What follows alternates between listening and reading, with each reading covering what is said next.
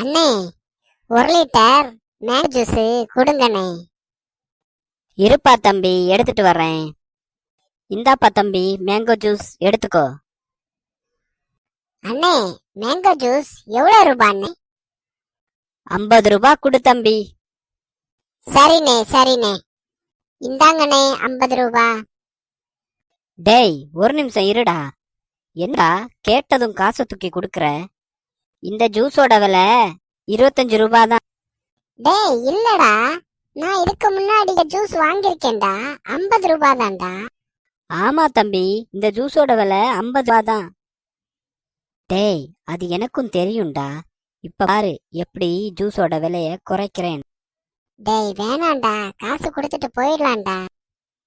டேய் இருடா, இப்ப பாரு. அண்ணே, போன வாரம் இதே ஜூஸ் 1 லிட்டரு எனக்கு 25 ரூபாய்க்கு தந்தீங்க.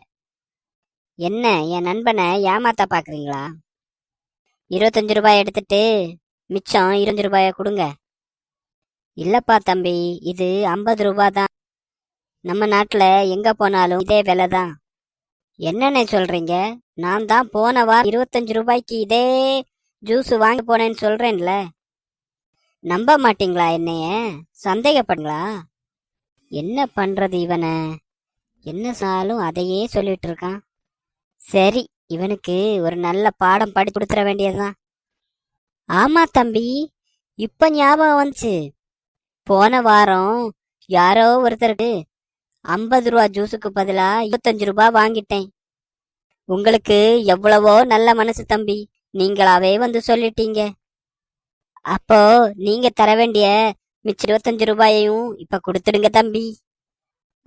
அண்ணே, இல்ல உங்க கடைக்கு வந்ததே கிடையாது, நான் சும்மா சொன்னேன்.